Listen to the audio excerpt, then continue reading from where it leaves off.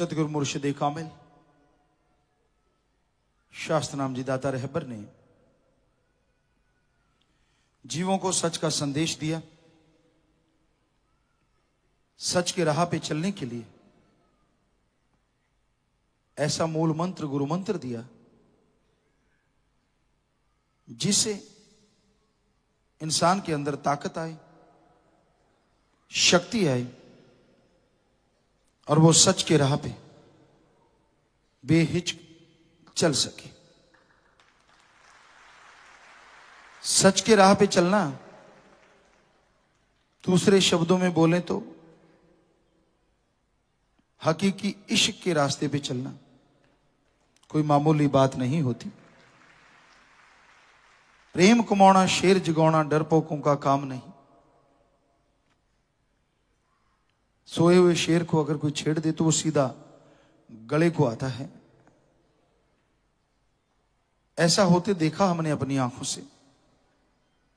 तो वैसे ही इस घोर कलयुग में यहां बुराई का बोलबाला है। झूठ, कुफर, ठगी, बेईमानी, भ्रष्टाचार, काम वासना, क्रोध, लोभ, मोह, अहंकार, मन माया में लोग बुरी तरह से लिप्त हैं, बुरी तरह से खोए हुए हैं। ऐसे घोर कलयुग में, ऐसे भयानक समय में कोई ओम अल्लाह वाहिगुरु राम का नाम जपे बहुत बहुत मुश्किल है। और नाम जप के फिर सेवा करने लगे और ज्यादा मुश्किल है। और सेवा करके दृढ़ यकीनी और दृढ़ विश्वासी बन जाए ये और भी मुश्किल है। क्योंकि आदमी हवा में जल्दी आ जाता है। चार लोग सलामें कर दें, उसे लगता है मैं कुछ और हूं, बाकी आदमी सिर्फ इन पशु है, मैं ही आदमी हूं। क्योंकि जैसे कोई मालिक के प्यार में आगे बढ़ता है तो लोगों की निगाह का केंद्र बनता है। पर भक्त वही होता है जितना सत्कार करे, सह के रहे, झुक के रहे और अपने आप को छुपा के रखे। अहंकार, खुदी और गुरु पीर फकीर के वचनों से उल्ट चलने वाला वो कभी खुशियां हासिल नहीं कर सकता। तो इश्क के रास्ते पे चलना ऐसा होता है बरसात में जैसे दोमट माटी, चिकनी माटी पे चलना, मुल्तानी माटी पे चलना, जिसमें फिसलने का बहुत बहुत डर रहता है। पहले आश्रम शाह मस्ताना जी दाता रहबर के नाम पे जो पहला आश्रम है, हम आया करते 1972-73 से। उसका आंगन कच्चा था, दरवाजा पक्का था। बरसात आ जाती तो ये होता कि लोग बाहर भी चिकनी माटी, दोमट माटी थी, अंदर भी थोड़ा ऐसा ही था।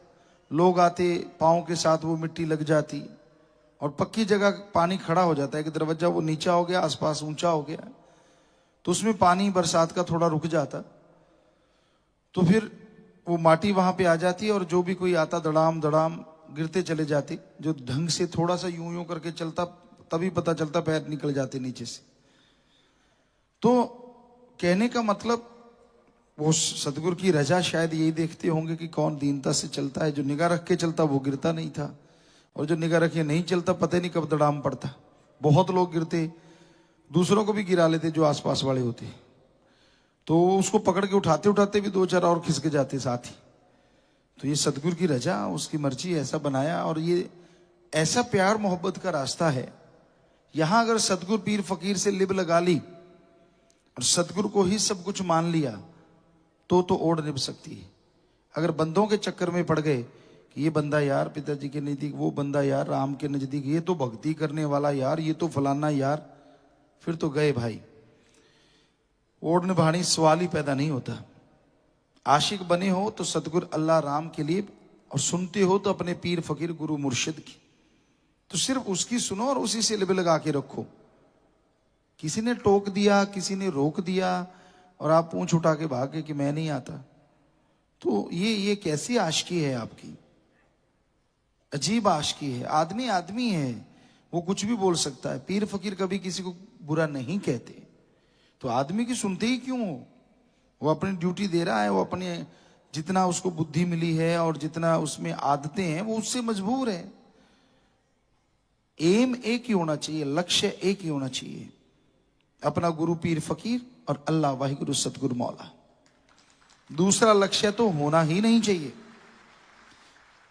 जो सेवा करते हैं और दूसरा लक्ष्य बना लेते हैं, सेवा आती है दया में रहमत चली जाती है, आती है चली जाती है, क्योंकि ये सिर है अमानत सतगुरु दी, दर दर ते चुकाया नहीं जानता। दर दर का मतलब ये नहीं होता किसी और दर के, आदमी के आगे भी झुकते रहे, उसको भी मालिक मानते रहे और वो भरा हुआ बुराइयों का पुतला है तो आपको बुराइयां ही बख्शेगा।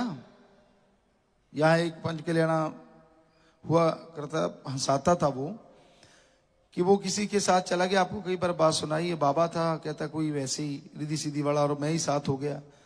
कहता एक जैसे थे हम दोनों, रजाई रह के बैठ के, सुबह सुबह सर्दी का मौसम था और एक लड़की आई, कहता 5 रुपए मेरे आगे रख दिए, बाबा सिर ते हाथ फेरो।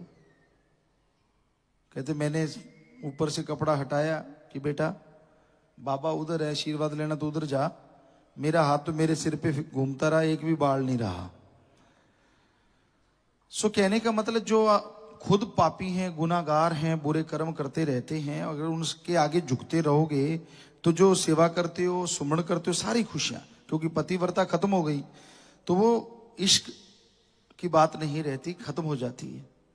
इसलिए एक को ही यार बनाओ, वो काफी है, और वो यार सतगुरु अल्लाह वाहिगुरु राम होना चाहिए, पीर फकीर जो कि किसी से कुछ गर्ज में नहीं चाहता, बेगर्ज मोहब्बत करता है, सबके लिए दुआ करता है, सबको प्रेरणा देता है। जब आपके ध्यान ज्यादा जगह चले जाते हैं, आप ज्यादा जगह फैल जाते हैं तो मुश्किलें आती हैं, तो आपका मन हावी होता है। और सतगुरु मुर्शिद को कहीं ढूंढने नहीं जाना होता, आप सुमन करो, बचनों पे रहो, आपके अंदर ही उसने प्रकट हो जाना है। जितने चाहे सारी सारी रात बातें करते रहो, वो तैयार है। ये तो आपके हाथ में, जागते करो सोते करो, पर सुमन एक बार तो उससे लिव लगानी पड़ेगी ना। और सुमन कितना करना चाहिए? घंटा सुबह शाम लगातार करते रहिए, उसमें कहीं भी इनकार नहीं होना चाहिए, लगातार।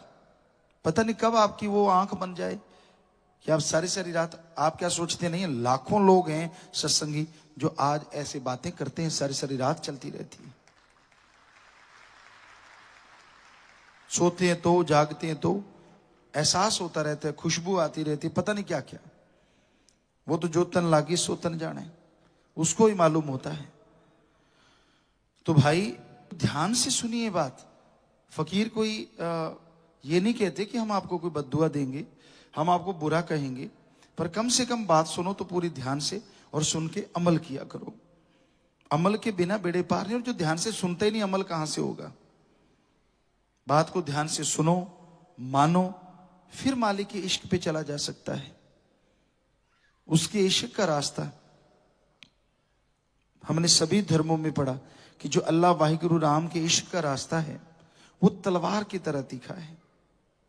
और उसका कारण ही ये है कि आपको अपने अंदर की बुराइयां छोड़नी होंगी, अपने अंदर की बुरी आदतें बदलनी होंगी, और अंदर की बुरी आदतें छोड़ोगे, अपने अंदर की बुराइयां छोड़ोगे, तभी सतगुरु अल्लाह वाहिगुरु राम दर्श दीदार देंगे। दूसरों की बुराइयां गाना, दूसरों की तरफ इशारा करना बड़ा आसान होता है।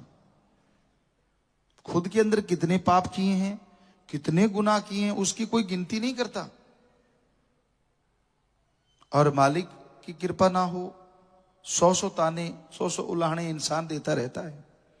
कदम कदम पे वो जान बचाता है, आने वाले भयानक रोगों को चुटकी में बदल देता है, ठीक कर देता है। वो परोपकार भूल जाता है। आदमी की इच्छाएं इतनी बढ़ गई हैं,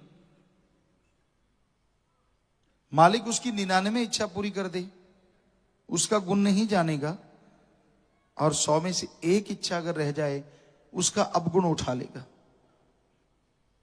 और 100वीं भी पूरी होगी तो 200 और इच्छाएं तैयार हैं। तो आदमी को शुक्राना करना कभी भूलना नहीं चाहिए। हमेशा मालिक के नाम का शुक्राना करो, मालिक से मालिक को मांगते रहो और हमेशा उस परम पिता परमात्मा से डर के रहो।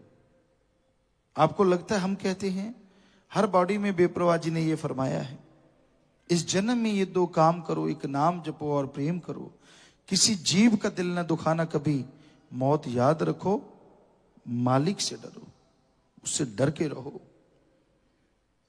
भय भी ना भाव कभी ना आए, कभी नहीं आए।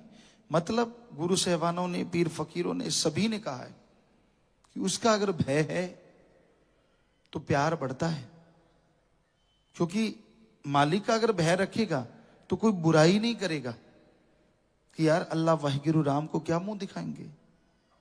और अगर उसका भय नहीं, ना यकीन आता है, ना 10वां द्वार खुलेगा, ना ही नूरी स्वरूप के दर्शन होते हैं।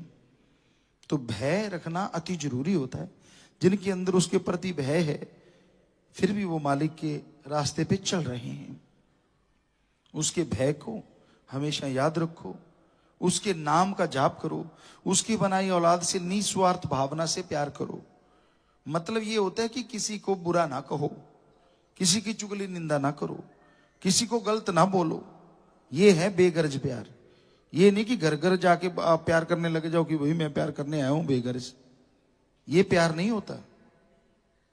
मतलब कभी किसी का बुरा ना सोचो, गलत ना बोलो, कड़वा ना बोलो किसी को भी। ये है मालिक से प्यार करना। बेगर्ज निस्वार्थ व्यवहार के सच्चे बनो, ठगी बेईमानी ना मारो, पाप जुल्म ना करो। तो संतों के वचन हैं, पीर फकीर के वचन जो माना करते हैं, मालिक उनकी झोलियां लबालब जरूर भर दिया करते हैं।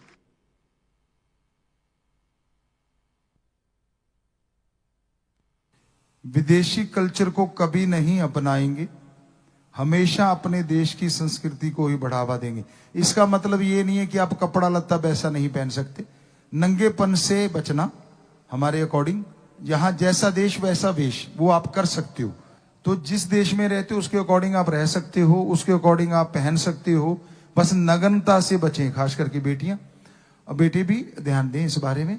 तो अदरवाइज विदेशी कल्चर, जो उनका कल्चर, हमारा जो कल्चर है, सभ्यता, हमारी सभ्यता, हमारी संस्कृति को अपना के रखना है। यानी जिस जड़ से जुड़े हैं उसको नहीं खोना।